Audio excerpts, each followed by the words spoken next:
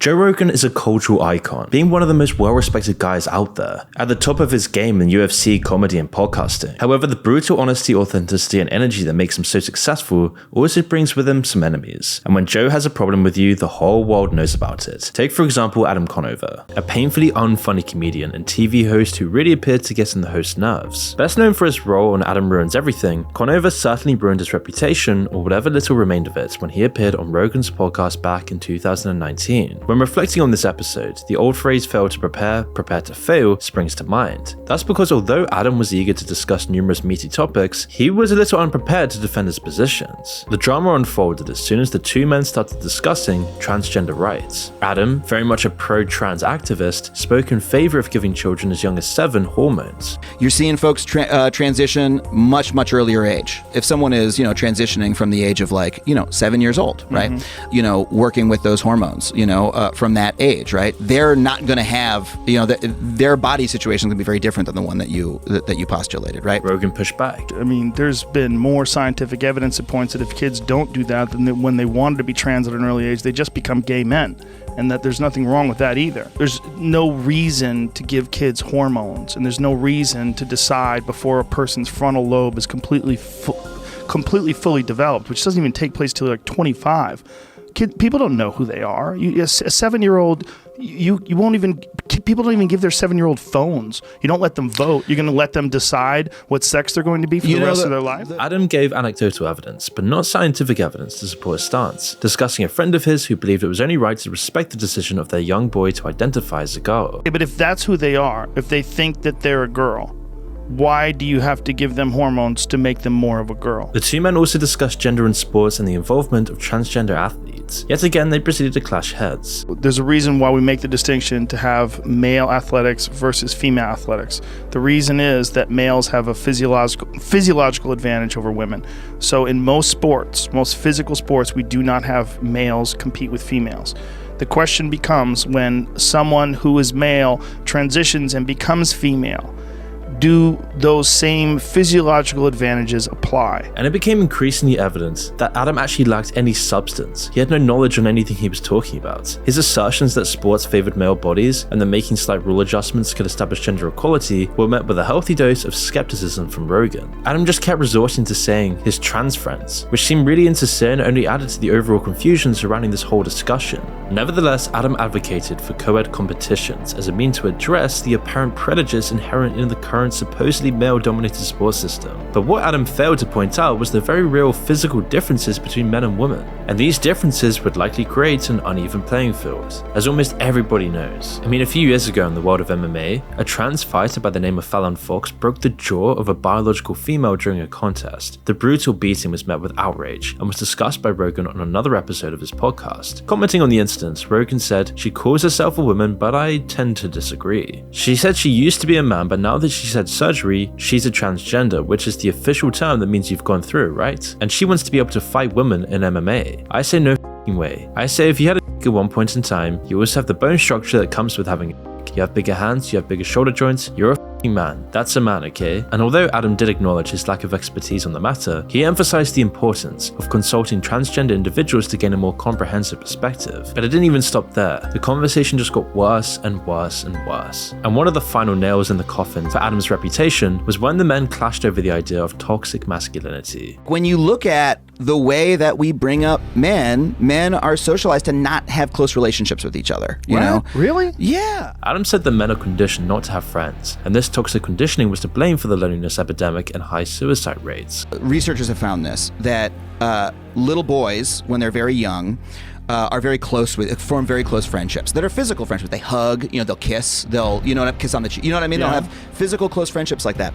And then they reach an age where that starts to become not okay, right? Where it becomes, oh, that's not how boys act, right? And girls are still doing that with their friends. They're still holding hands with their friends. They're still, having close relationships like that. And boys start to build a little bit of distance, I don't experience that. And most of my friends that I know have good male friends.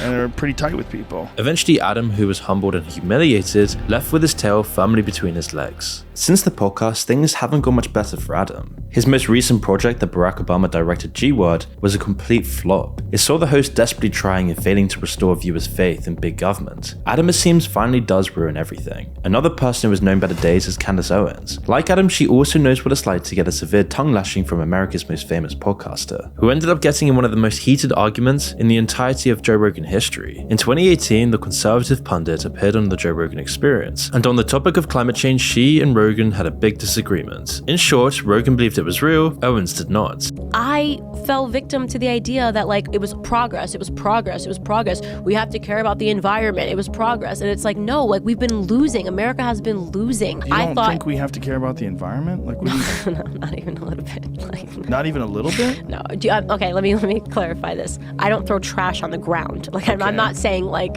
we need to like, trash the environment. Like, but do I believe in climate change? No. Owens then proceeded to explain how the climate is always changing and claimed that the Paris Climate Accord was just a way to extract dollars from Americans, an argument that rages all across America. But this is an incredibly complicated subject. Right. And if you would have to talk to a bunch of different scientists and see how they gather data and see what they understand about CO2 levels and what's the danger of them and what can combat it and what could not. Have you done all this, or do you take this flippant opinion based on the party line? Owens, obviously taken aback that she was now in a full-blown argument with Joe Rogan, claimed, "This wouldn't be the hill I died on," right? But it's not about the party. I just genuinely, I've read a ton about it, but I would not be able to come to you and say like, this is my strong opinion, but here's like the easiest way to say this, right? Okay. The fact that there is a disparity in the science community about whether or not it's real is enough to... It's very little. Yep. Very little disparity. But Most scientists, the vast majority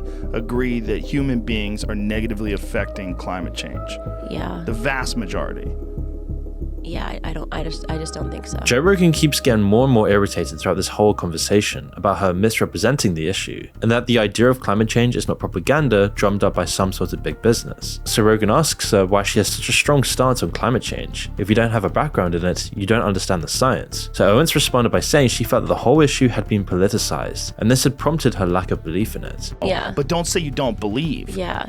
Learn about it. Yeah. Learn about it and then have an opinion. But you're stating this opinion without having any real understanding of what climate science is. Back when she appeared on Rogan, Owens was a rising star in the conservative space. Now though, it does seem like her star is dipping a little. Of course, she's not a flop at all by any means, and she's got her own show on the Daily Wire, but she is starting to find herself more isolated, largely because she has a history of putting her foot in her mouth. She once said that a certain someone from Germany was an okay leader until he tried to globalize, which many found questionable. More recently, she's had a bitter feud with Ben Shapiro, splitting her popularity within the conservative space, due to Owens' coverage of the Israel-Hamas war. Not to say Ben Shapiro or any of these other people are better, but she's definitely becoming isolated in the commentary space amongst conservatives, with Ben Shapiro blasting her quote faux sophistication about the conflict, with Ben also saying that her commentary is ridiculous and riddled with errors. But no matter what you think about this, someone who is truly despicable is Howard Stern, and he is possibly one of the biggest victims of Joe Rogan, arguably one of the biggest hypocrites in show business today, and one of the biggest supposedly victims of Joe Rogan. You see, the Howard Stern of today is very different to the Howard Stern of yesterday. Once a shock jock known for saying the most inappropriate things imaginable, Stern is now a changed man, or so he would have us believe. Last year on his podcast, he proudly declared, "I am woke, motherfucker, and I love it."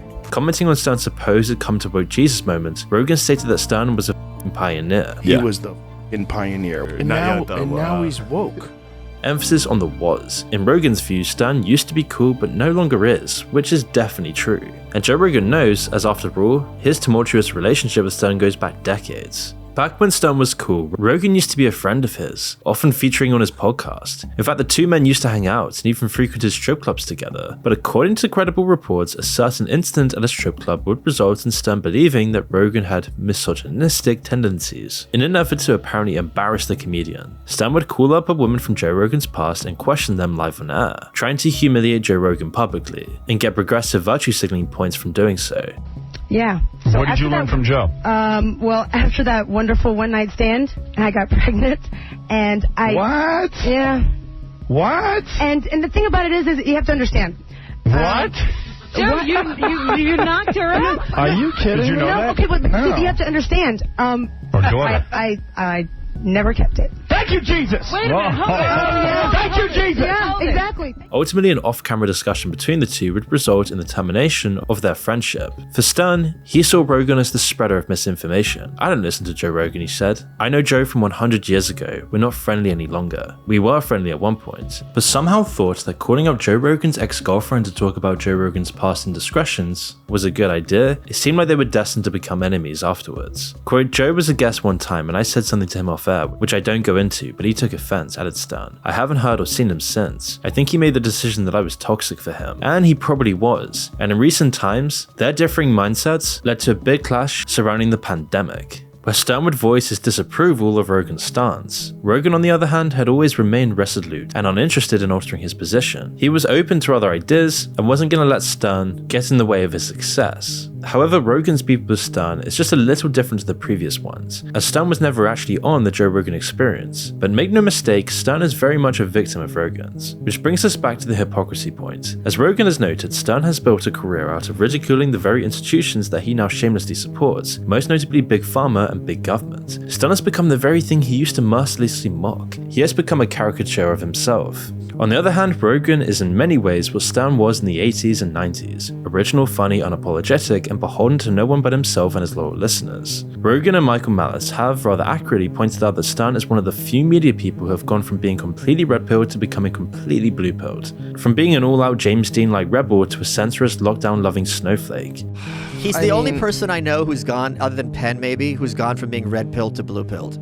Yeah. The class clown is now the teacher's pet, and the demise of Stern is as lamentable as it is laughable. But while Stern continues to fade into obscurity, Rogan's star continues to rise. At the height of Stern's career on terrestrial radio, he had as many as 20 million people tuning in each day to listen to his amusing ramblings. However, since doing a complete 180, listener numbers have dropped dramatically. Along with losing listeners, Stern has lost all of his dignity. He is now just a dinosaur from the past, representing an old, outdated media. But speaking of old media and embarrassment, it's time to discuss CNN and Rogan's much publicized feud with the rapidly sinking network, including a now legendary on-air with CNN's go-to doctor, Sanjay Gupta. In 2021, Rogan would invite Dr. Sanjay Gupta onto his podcast to ask him numerous questions, including why his network, CNN, repeatedly spread lies about his use of a supposed livestock drug. Does it bother you that the news network you work for out and out lied, just outright lied about me taking horse dewormer? They shouldn't have said that. For the uninitiated, a few weeks before having Gupta on, Rogan tested positive for COVID. Soon after, he told his followers that he was taking ivermectin, a wonder drug that has saved the lives of millions of people. We immediately threw the kitchen sink at it. All kinds of meds, monoclonal antibodies, ivermectin, Z-Pak,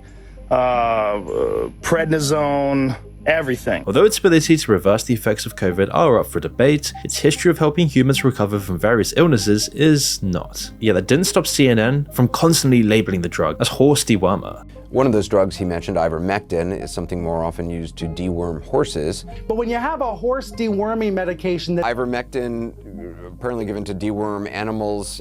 Understandably, Rogan, who CNN happily portrayed as an ignorant buffoon, was outraged. When pressed on the matter, a clearly intimidated Gupta told Rogan his network should never have referred to the medication he took as horse dewormer. It's a lie. It's a lie on a news network, and it's a lie that's a willing...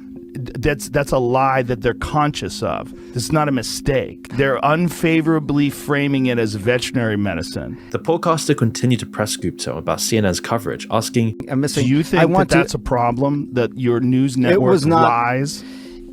Well, I don't. Dude. What did they say? They lied and said I was taking horse dewormer. If you got a human pill, because there were people that were taking the veterinary medication, and you're not, obviously. You got it from a doctor, so that it shouldn't be called that. Prior to Gupta's very public dressing down, Rogan took aim at CNN, asking a guest at one point if he should sue the network. Bro, do I have to sue CNN? A clearly angered Rogan asked, as they continually made compilations, doing everything they could to take Rogan off air, doing every cancellation attempt, making Joe Rogan trend on Twitter with everyone hating him around the world, trying to silence his voice. They're making it up. They keep saying I'm taking horse dewormer. I literally got it from a doctor. It's an American company. Mm-hmm. They won the Nobel Prize in 2015 for use in human beings. Yeah. And CNN is saying I'm taking horse dewormer. Yeah, what? So They must know that that's a lie. There's a lot of people saying it. However, instead of offering an apology to Rogan, CNN instead chose to double down. In a statement to the Washington Post, the media network declared the only thing CNN did wrong was bruise the ego of a popular podcaster who pushed dangerous conspiracy theories and risked the lives of millions of people doing so. But Rogan clapped back, calling CNN dishonest and accusing the network of attempting to silence him and censor his show. He also called out Gupta's colleagues, Brian Stelter and Don Lemon, personally, saying, And your show's fucking terrible. That's right. Well, they suck. Brian They're terrible at their job. Stelter's show keeps slipping and slipping and slipping in the ratings. He's the worst. And you know Same what with they Don do? Lemon. It's the same thing. Everybody knows that they're not real. They're not real humans. he even had to leave CNN. All of these people are declining because no one trusts them anymore. They're outdated, and everyone knows they're completely controlled and inauthentic. And it's safe to say Joe Rogan really isn't a fan of inauthentic people, and really helped to put the final nail in the coffin of CNN's reputation. And it's safe to say Joe Rogan really isn't a fan of inauthentic people, especially Carlos Mencia, who's undoubtedly his most notable victim. An American comedian and much despised joke thief, Mencia is widely recognized for his comedic style that delves into various subjects including social class, criminal justice, race, and culture. In 1988, the then owner of the Comedy Store played a significant role in propelling his career forward by advising Mencia to change his first name from Ned to Carlos. But was it Mitzi Shore, who was the owner of Comedy Store, who said you should change it to Carlos? Mitzi said, "You can't be an angry Mexican named Ned." This alteration was apparently aimed at attracting Mexican audiences in the Hollywood area. Mencia isn't Mexican, he was born in Honduras. His career started with a lie, and his life on stage would revolve around lies and deceit. Throughout the 1990s and early 2000s, Mencia's comedy career flourished, highlighted by a highly successful tour in 2001 alongside Freddie Soto and Pablo Francisco, also known as the Three Amigos. However, unbeknownst to many of his fans, Mencia was not held in high regard by many of his fellow comedians. In truth, he was widely hated. The Wall Street Journal reported that Mencia, along with Jay Leno and Dane Cook, were among the most disliked popular stand-up comedians according to his peers. No one was as vocal about their disdain for Mencia as Rogan. In 2007, at West Hollywood's Comedy Store, Joe Rogan would actually confront Mencia on stage, accusing him of being a notorious joke thief, where Joe Rogan would angrily recite numerous instances in which Mencia had shamelessly lifted the material of other comics. You don't know that nobody supports comedy. You don't know that nobody. If someone steals a riff from a song, that's in the news constantly. Motherfuckers steal shit and make it on HBO. They steal shit, they put it on television. What are you saying? Listen, I know you guys don't. You're acting like a little. No, you're not saying that. Yes. They're not agreeing with you. They don't even know what the fuck I do. They don't even know what the fuck I do. They don't know shit. Clearly shocked by this, by the fact that someone actually stood up to him, Mencia looked like a deer caught in the headlights, a kid with his hand firmly placed in the cookie jar. In a famous blog post, Rogan discussed the event and how he enjoyed calling Mencia Menstelia. That's the name we all call him at the Comedy Store, he wrote. And of course, Carlos doesn't like it. And to be fair, it's deserved. After all, a huge amount of well-respected comics would all come to side with Rogan in this debate. During a much discussed interview with the earlier mentioned Howard Stern, the comedian George Lopez noted how Mencia had used some of his material during some of his HBO special. George Lopez, is it true that you had to put hands on Carlos Mencia before? That was a long time ago. That I did. He stole a joke or something? 1990. They just stole one joke. It was a bit of a, he did an HBO thing and it had quite a bit of material. In the world of comedy, joke stealing is considered a serious crime, and Mencia is still to this day viewed as one of the most serious offenders. So how did Mencia respond to this? Well, he doesn't really care. In I Am a Comic, a 2010 Showtime documentary, Mencia openly acknowledged that he not only stole jokes but also intended to continue doing so. Rather absurdly, he drew a parallel between his thievery and rappers sampling music tracks. A lot of people out there are gonna ask, why did they interview Carlos about this? Carlos is a joke thief. Carlos steals jokes, and we know this. And listen to me, and look at me when I tell you this with all honesty. If you think that I steal jokes, yeah, you're right. Of course I fucking steal jokes. Are you out of your fucking mind? When I come to a comedy club, you better run, bitch. You better get the fuck off stage. Because if anything you say is even remotely funny, I'm gonna make it mine. And all I'm gonna do is say Mexican in the front. I'm like a rapper. I just sample shit and make it my own. Was that really my song? I don't know, but it sounds like mine, but it kind of sounds like somebody else's. It's a hit. However, what he failed to mention was that all musicians, rappers included, must legally obtain the rights to copyrighted material for their music. They don't just straight rip off other artists in the Comedy Store. And because of his shameless stance with this, he's been shunned by the comedy community, and today nobody's even heard of this guy. His whole career was ruined, and in that moment when Joe Rogan confronted him, everything would go downhill for him.